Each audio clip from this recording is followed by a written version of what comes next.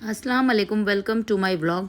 तो यहाँ पर आ गई थी मैं यहाँ पे डे टू डे की मार्केट में, क्योंकि यहाँ पे थोड़ा सा हमें लेना था ड्राई फ्रूट्स, जितने भी ड्राई फ्रूट्स होते हैं, पम्पकिन सीड्स, कैशू, बादाम और पिस्ता और जितने भी होते, क्योंकि मैं बनाने वाली थी गोंद के लड्डू वैसे। तो यहाँ पर ठंडी का मौसम बहुत काफ़ी था, तो ठंडियों में ये ज़्यादा हेल्पफुल होते हैं खाने में और हेल्थ के लिए भी बहुत अच्छे होते हैं। और स्पेशली जो कमर का दर्द होता है और ज़्यादातर ठंडियों में ये सब चीज़ें ज़्यादा मज़ा भी आता है खाने में। और ज़्यादातर जो डिलीवरी होती है उसके बाद ये ताकत के लिए खिलाया जाता है।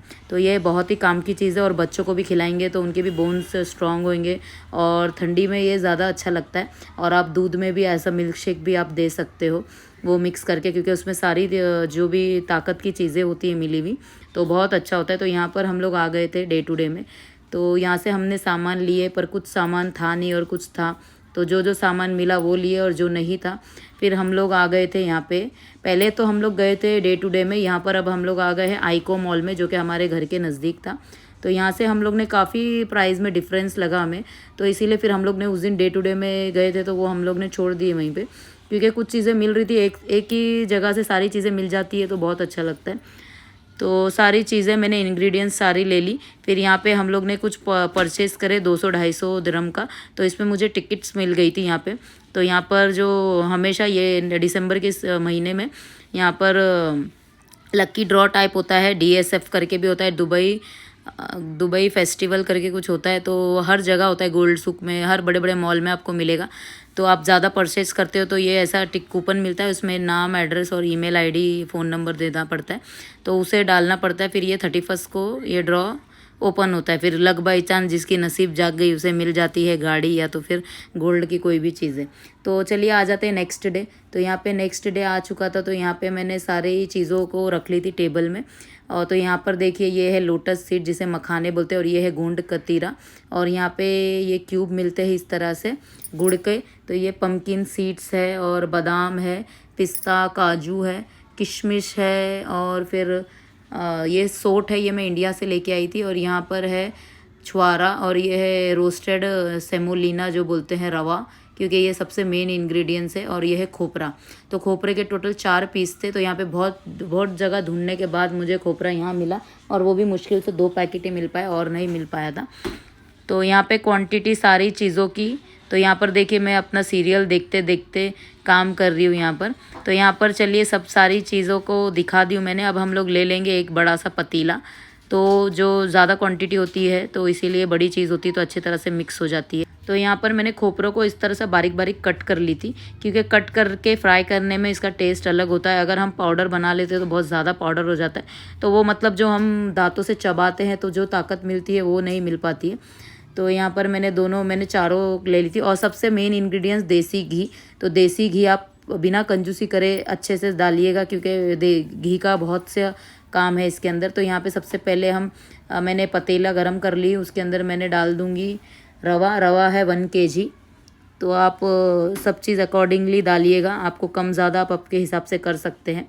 तो यहाँ पे रोस्ट कर लेंगे हम अच्छे तरह से। वैसे ये रोस्टेड ही था, पर मुझे थोड़ा सा वाइट लगा, क्योंकि इसका थोड़ा सा कलर गोल्डन हो जाता है तो ज़्यादा अच्छा लगता है। तो इसे अच्छे तरह से रोस्ट कर लेंगे और इसमें थोड़ा थोड़ा घी मिलाते जाएंगे। तो देखिए आपको दिख रहा होगा थोड़ा सा ये गीला होते जा रहा है। तो घी मिलाने के बाद इसे अच्छे से थोड़ा सा लालपन में गोल्डन सा होने तक इसे हमें भूनते रहना है। पर यह है कि इसे छोड़ना नहीं है, लो फ्लेम पे ही करना है, और इसे इस तरह से चम्मच से चलाते जाना है, वरना ये जल जाता है और कलर भी चेंज हो जाएगा और थोड़ा सा कड़वा भी लगने लगेगा। तो यहाँ पे देखिए अच्छे तरह से देखिए कलर भी चेंज हो चुका है, हमारा रवा का जो काम है वो हो चुका है। अब हम इसे निकाल लेंगे एक दूसरे प्लेट में, क्योंकि हमें पतीली खाली करना पड़ेगा और बाकी सारी चीज़ें हमें फ्राई करना है। तो यहाँ पर देखिए मैंने पूरा खाली कर ली इसे, और इसके अंदर अब मैं डाल दूँगी घी। तो घी मैं डालूँगी हिसाब से, क्योंकि हमें फ्राई करना है। उसके बाद हम ज़्यादा घी यूज़ करेंगे जिस टाइम पे हम गुड़ की चाशनी बनाएंगे। तो हम इतना ही घी यूज़ करेंगे जो कि सारी चीज़ें अच्छी तरह से फ्राई हो जाए। और मैं पूरी एक साथ फ्राई नहीं करूँगी, थोड़ी थोड़ी करके करूँगी। तो यहाँ पर देखिए मैंने बादाम ले ली हूँ, प्लेट में निकाल ली हूँ, और बादाम और पिस्ता भी निकाल ली हूँ। तो यहाँ पे गोंद है, गोंद मैं डालूँगी 50 ग्राम, क्योंकि गोंद का ये होता है कि ज़्यादा गोंद भी पड़ जाता है तो बहुत ही कड़क सा हो जाता है। तो इसके लिए हम लिमिटेड ही डालेंगे, इस हिसाब से डालेंगे, क्योंकि कुछ भी चीज़ होती है वो हिसाब से डाली हुई अच्छी होती है। तो यहाँ पर घी मेल्ट हो चुका था, तो मैं अब गोंद इसमें ऐड कर दूँगी। तो यहाँ पे मैं 1-2 चेक कर रही हूँ डाल के कि घी अच्छी तरह से गर्म हो गया है क्या नहीं। तो यहाँ पर देखिए अच्छे से गर्म हो गया था और ये इस तरह से फूल जाता है। पर इसे हमें पाउडर नहीं बनाना होता है, इसे जैसे जो कोई वज़नदार चीज़ से हमें इसे कुचलना होता है, तो ये अच्छे से मैश हो जाता है, मतलब थोड़ा दरदरा सा होता है। तो यहाँ देखिए ये एक दूसरे से चिपक गया है, तो इसे भी हम निकाल लेंगे एक दूसरी प्लेट में। फिर हम इसमें ऐड कर देंगे बादाम। बादाम को थोड़ा अच्छी तरह से फ्राई कर लेंगे, कड़क थोड़ा सा होने तक, और थोड़ा हल्का हल्का सा बादाम का कलर भी चेंज हो जाता है। बस यही है कि हमें डाल के इसे थोड़ी देर से फ्राई करके निकालना है, और हमको देखते रहना है, नहीं तो ये भी जल्दी से काला हो जाता है, क्योंकि कोई कोई चीज़ जल्दी पक जाती है। तो यहाँ पे मैंने साथ में पिस्ता भी डाल दी थी। तो यहाँ पर देखिए पिस्ता बादाम दोनों चीज़ हो चुकी है, और गोंद भी देखिए निकल चुका है इतना ही क्वांटिटी में। और ये है मेथी दाना, तो मेथी दाना भी हमें लेना है, ये होगा मुश्किल से 2 से 3 चम्मच, क्योंकि ना ज़्यादा कड़वा हो, क्योंकि मेथी बहुत ज़्यादा यूज़फुल है। और मेन इंग्रेडिएंट्स मेथी भी है आप बोल सकते हैं, क्योंकि ये कमर के दर्द के लिए बहुत अच्छी होती है, और ये ठंडी में ज़्यादा यूज़ होती है। जिसको भी बैक पेन है या फिर हाथों में दर्द है, हड्डियों में दर्द है, कोई भी चीज़ के लिए बहुत अच्छी है।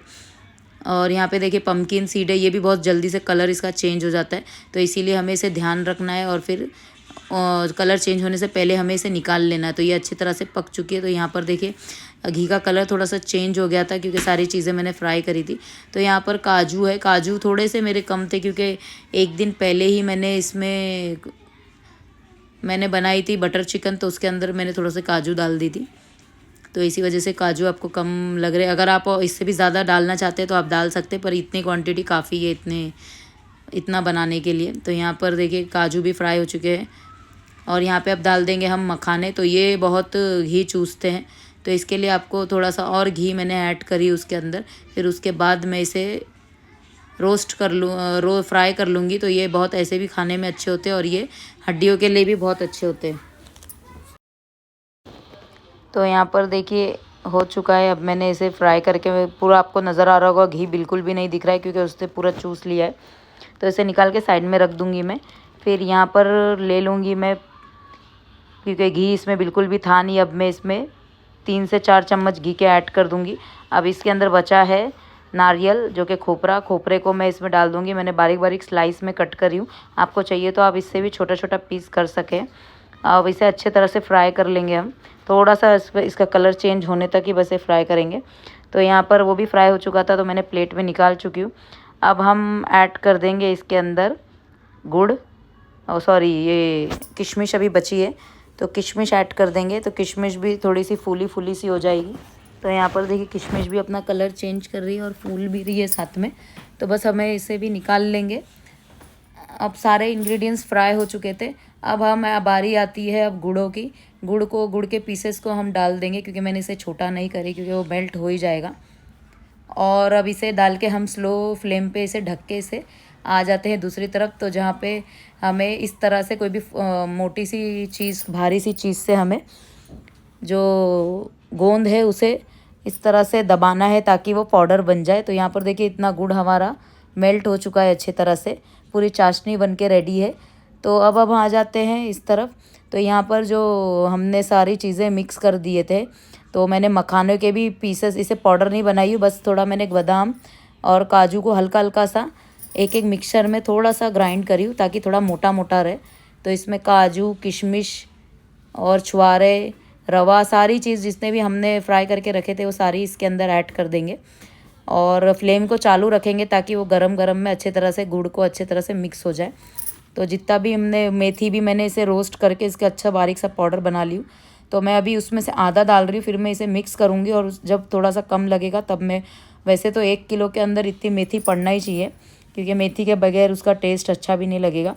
जो मेथी के लड्डू भी हम बनाते हैं वो भी इसी तरह से बनाते हैं, बस ये कि उसके अंदर सूखे नारियल के बदले गीला नारियल पड़ता है, तो उसका टेस्ट अलग ही होता है। तो बस अब हम इसे अच्छे तरह से मिक्स कर लेंगे, और इसके अंदर जो खोपरा था वो भी हम ऐड कर देंगे।